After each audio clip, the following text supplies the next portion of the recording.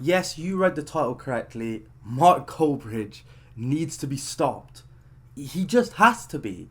Because I'm actually sick and tired of going on Twitter anytime City are playing. Bear in mind, this guy's a Manchester United fan. This guy's someone that's built his whole brand off watching his club, Manchester United, right? You know, that's what he does. Comments on Manchester United, watches Manchester United, sometimes even works with Manchester United. That's his whole brand, being a Manchester United fan.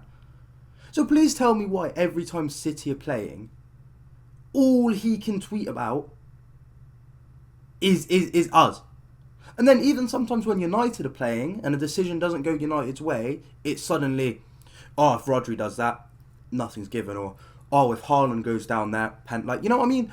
It's annoying. It's annoying, and I actually think he's delusional. Like, there's doing stuff for impressions that a lot of other big Twitter accounts and personalities will do.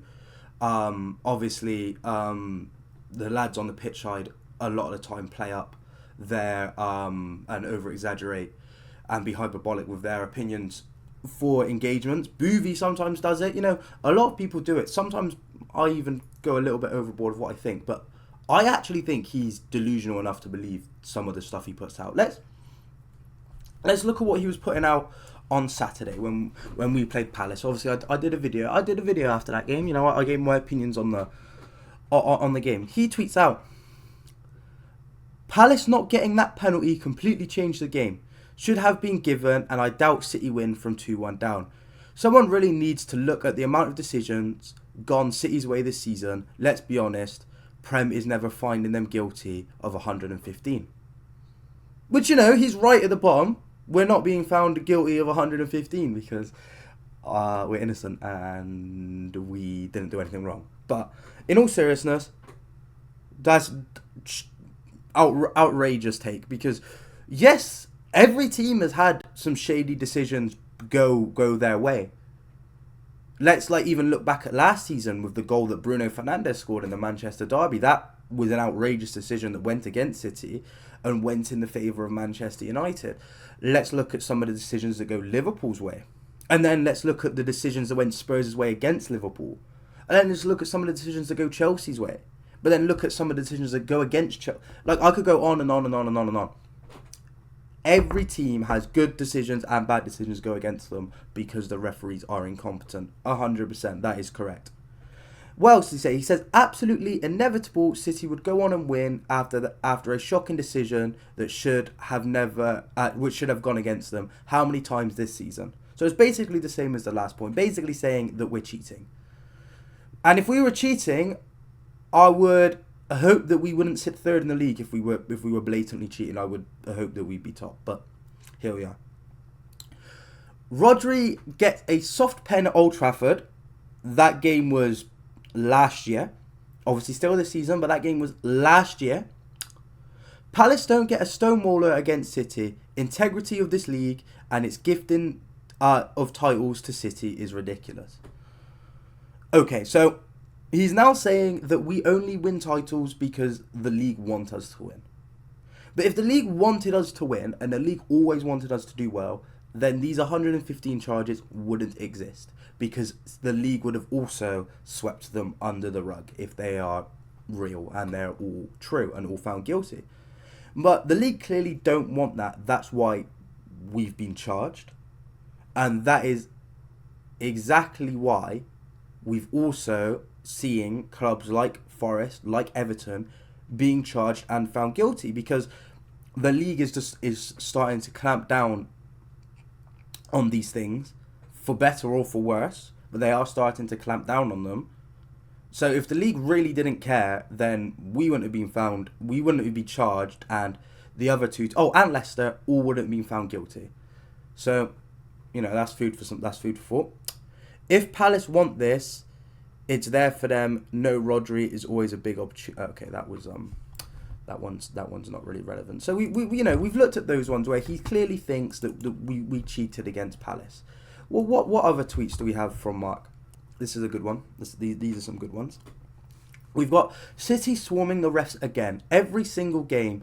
Why are the OL so scared to do what they do to every other team and book them.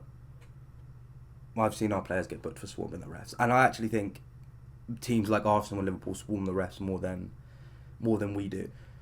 And also, let's not talk about how games at Anfield and Old Trafford, the refs back down to fan pressure at those two stadiums in particular. But we won't discuss that. We won't get into that. Oh, and then he goes, that Villa side is weird. Is that Emery basically throwing this game with the changes he's made? City are bloody lucky not to be playing the real Villa. Game over, absolute joke with that team Emery has put out. So unfair on Liverpool and Arsenal.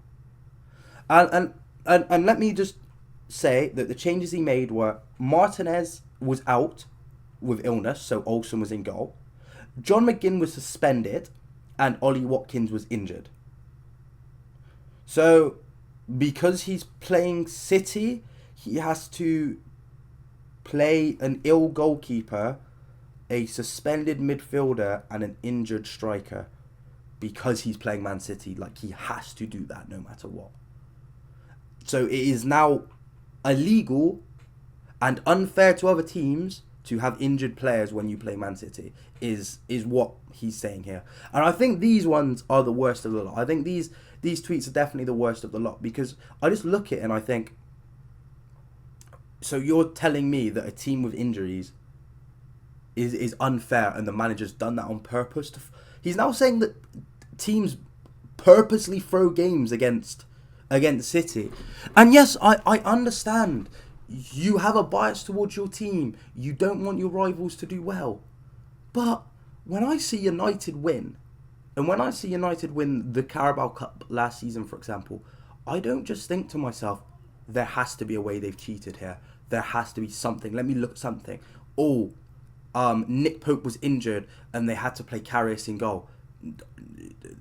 Newcastle, that is, in the final. Oh, United cheated.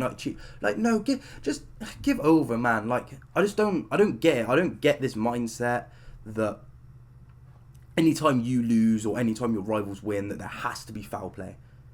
There has to be foul play. Arsenal fans do it quite a bit when they lose, that there's usually always foul play when they lose.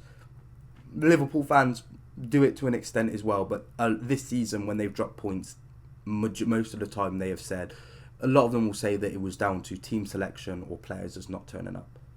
And, you know, sometimes I'll get a bit annoyed. For example, when we drew to Spurs, I was very, very disappointed by that refereeing decision to pull back the advantage when Grealish was through on goal. But at the same time, we dropped points because we weren't good enough defensively and because some of the chances we had just weren't taken. So, you know, it's not always the referee's fault. It's not always someone cheating because your team dropped points or because your rivals do well. And I guess that's just kind of what I wanted to come here and say, because every time I go on Twitter, I'll just see him tweet some absolute nonsense that just doesn't make any sense. And I just sit there and think, wow, are you really that dense?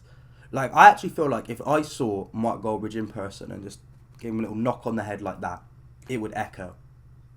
Because he has the most airheaded takes sometimes, and I just don't get it. I just don't understand some of these point of views, and like, it has to be a character. Like, he can't actually believe this. He can't believe some of these things that he puts out.